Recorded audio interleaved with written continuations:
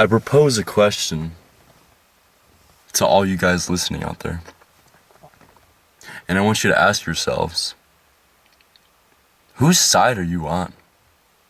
What exactly are you fighting for? What greater cause are you giving into? Putting your time and effort into? If any. Whose side of history will you be on when you come to pass? What good would you have done sitting at home, scrolling on your phones? Ask yourselves, what are you fighting for? What passion do you have to go out there and make a difference? For who? What are you gonna do to make a change? Because you know there has to be a change. We can't just keep living like we are. We can't just keep accepting and coping with the fact that everything has gone awry. Who are you fighting for? Whose side are you on? Go on, answer that question. Ask yourself. Think deep. Do you think you're making a difference of this world by eating and going to work every day? Who are you working for? Who's in charge of you? Who are you giving your time, effort that could have been spent making a difference? What better way to spend your time do you think there is out there? Or maybe you just don't care. Maybe you'd rather just live your life day to day, paycheck to paycheck, and just be comfortable. Just be moderately comfortable enough that you just are okay with everything. I don't care. It doesn't affect me. I'm fine. I'll make it another day. I'll survive. That's what you guys sound like right now. That's what a lot of people are thinking. They're just like, oh, okay. It is what it is, you know. Why would I do anything? But why would you do anything about it the way you are? I encourage each and every one of you to think, just think about what it is you're doing in your daily lives. What changes are you making to make a better difference? What are you fighting for? If you're fighting at all. Because a lot of people don't even care anymore. They don't care about the evil that's going on in this world. They don't care about their lives being utterly rampant with sin. Because they're comfortable. And I do want to go into that topic a little bit more in another video about comfort destroying our lives. But I bring it up here because people are just comfortable with not fighting for anything good. What good are you fighting for? Driving to work, commuting for 30 minutes, an hour, sometimes even more, depending on who it is, depending on what jobs you have. But are you really in control? Who's paying you to do what? To do what? What is your job actually creating? Making a difference in the world? You can't answer that, can you? And maybe you can. Maybe there are people out there, might not even be their job, that go out there and do something about it. Some people do that, and I applaud those people. Those people are good. But I'm talking to the people who aren't fighting for anything, who don't have an aspiration of what they could do, what cause they could join to achieve something greater than themselves. That's what I'm trying to get at here. That's who I'm talking to. I'm talking to you. Yeah, you might not think I'm talking about you. You might be thinking, oh, I'm a good person. Oh, I do good things. I'm nice to everybody. Really? Really? Ask yourself, what are you fighting for? Day to day. Whose side are you aligned with? God should be your answer. You should be fighting for God. He's the only thing worth fighting for. He's the one who created you. He's the one that made you whole. Gave you a purpose. What purpose do you have worshiping the false god of modernity? Let me say that again. The false god of modernity. Think about what that means for a second. You would rather serve yourselves than to serve people. Most of you. And you might think I'm just assuming things. I'm just speaking to no one in particular, which is partially true. I don't have anybody in mind when I'm saying this. But I can feel this. I can feel that people are standing idly by. Fighting for what? Nothing. They're neither active nor inactive. Always busy, but never making any difference. That's what I hate. I hate to see these idle hands just standing around. I was that way. I was that way too. And I regret it. Oh, I regret it.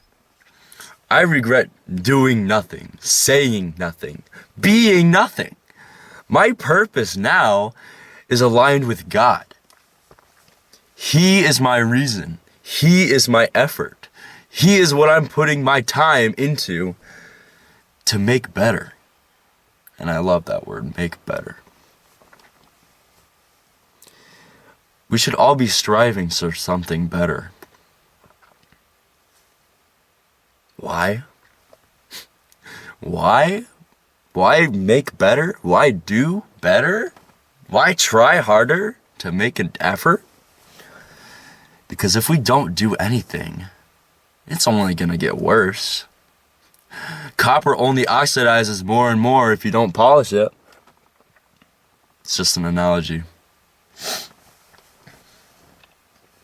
Ask yourself, what are you worshiping by serving yourself? Because we all have gods in our lives, whether they're false or not. We're either on the side of righteousness or the side of corruption. Which side are you on? Which side do you want to be on? When you die, what do you want to be remembered as? The person who amounted to nothing? Who gave their effort to some person, some human? Someone who probably is immoral and irresponsible with their souls? Some CEO at the top? Are you kidding me? That's who you're worshiping? That's who you're serving and bowing to, essentially? And I get it, though. People need to work. People need to make money. People need to, have food. But is God not a provider? Does doing good works not pay well? Does not God have systems to let us thrive? To make our families as multiple as the stars in the sky?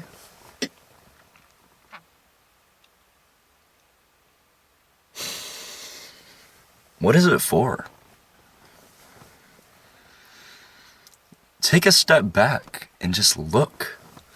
Look at your life, all the years that have gone by, from childhood to adolescence, adulthood, middle age, where have you been this whole time? You just took a step back, took yourself out of the equation, and amounted to what? What have you put all this effort into building? If you haven't built anything by now, what has it all been for? If you're not building something, if you're not creating something, whether alone or with somebody else or multiple people, if you're not on the side that's trying to make good and build something that lasts, why? What's stopping you?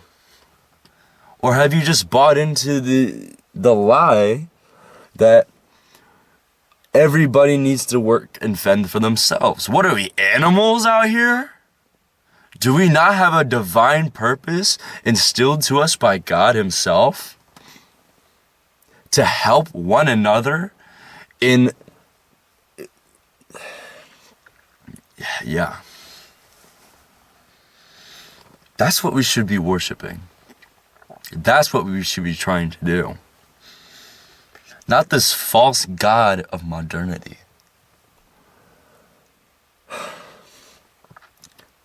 Many people have bought into the lie that they need to serve themselves and use others as stepping stones to achieve that.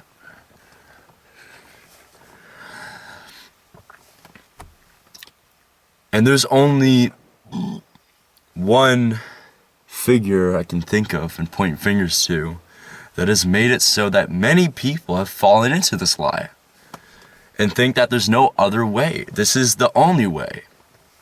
You know, you have to go through school, and throughout you're being told that, you know, if you fail out and you don't have a good GPA, you won't get into the college you want. And if you don't go into the college you want, you won't have a job that pays well. And if you don't have a job that pays well, you might as well kill yourself. Because your life's over at that point.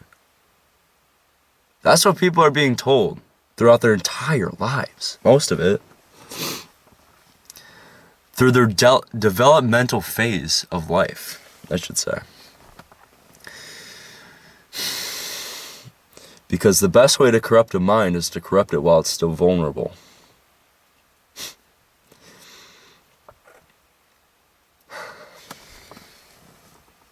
That was a little bit of a side tangent, but I just wanted to say that anyway. We grow up and we have this idea of what it means to live. And we never stop and question what it actually means to live.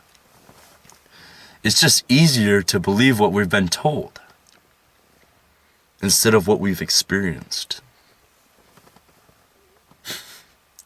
Because that's less work, you know? That's less work. To have your own thoughts, to make up your own mind. You know, when I was a kid, I used to hate things that people liked right off the bat. Like if someone liked baseball, I'd be like, oh, I hate baseball. Then I try for myself, and I end up liking it. My point being, have your own opinions of life, of what it should mean. Don't just follow the herd to death, to nothingness. You know, the expression, a tale as old as time, if your friends jumped off the bridge, would you jump too? I think many people would. I think many people would actually do that. No matter how many times you're like, oh, I'm not that stupid. I wouldn't jump off the bridge. Yeah, you would. Because we're not just talking about jumping off a bridge. We're talking about living the same lives as everybody else. For what? What is it for?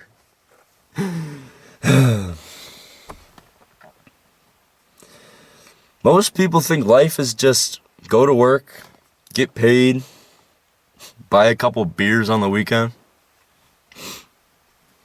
put yourself into a slumber of nothingness? Is that what we've amounted to as a society? Is that the cause we're fighting for?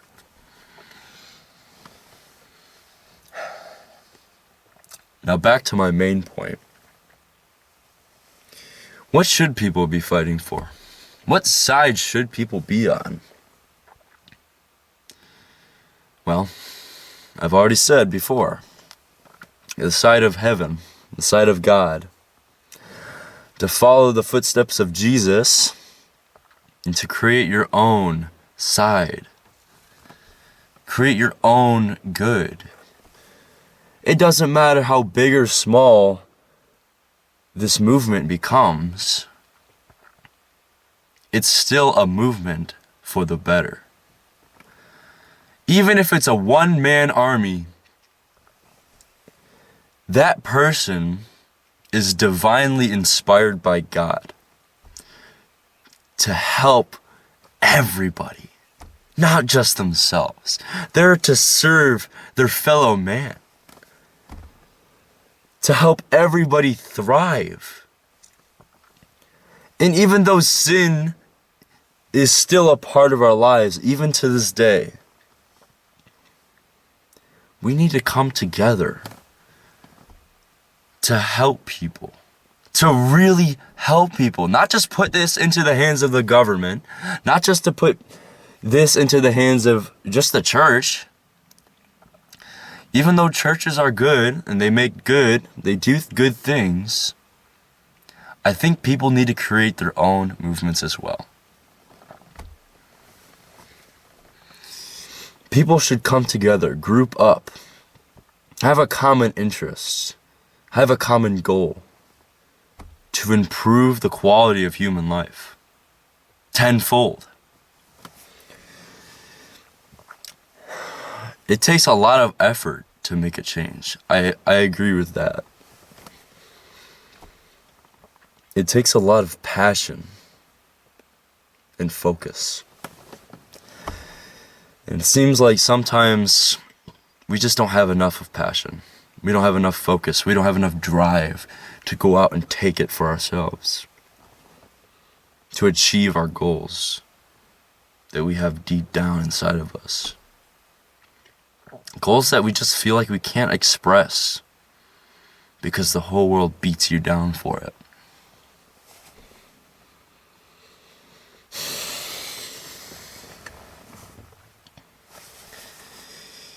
You know, following God is never easy. The devil makes sure of that. The devil's influence on earth will always be there to beat you down for seemingly no reason. All I wanted was to do good in this world. And for some reason, there's always an opposition.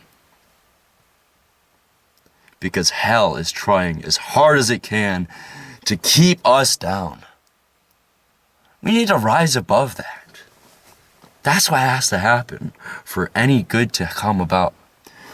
We have to accept the fact that we will be oppressed under the thumb of the devil, under Satan's name. He is trying to destroy humanity. Are we going to sit here and let it? Is that what we're here for? Just to stand idly by and accept our fates?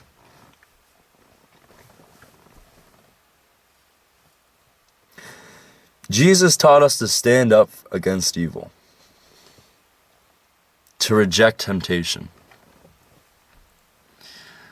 to not take the easy way out. And I think that's what it all comes to. Making the hard choices. Making hard decisions. To go out there, come together, and give it our all. We need to fight as one. We can't be divided, especially in times like this, where people are driven apart for seemingly nothing. What are they getting out of hatred? What are they getting out of division?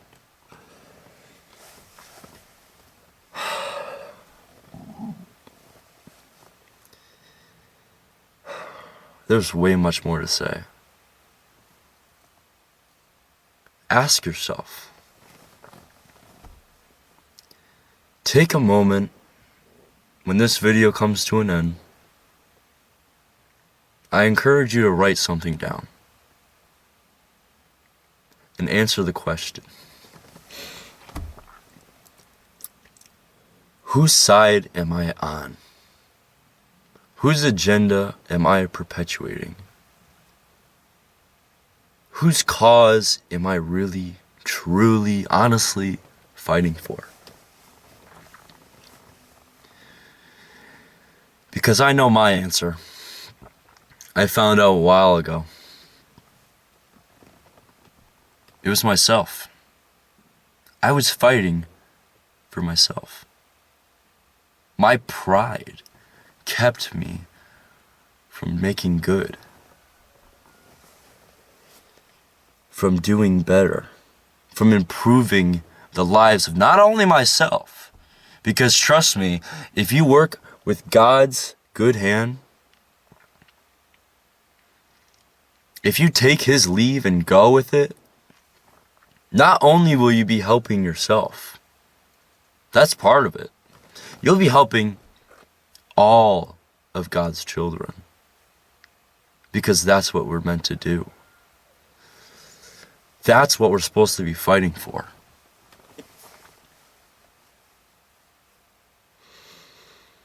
So again, I ask you, however many of you that decide to do this, just write down what it is you're fighting for. Who are you serving in your day-to-day? Who is benefiting from your efforts, from your works?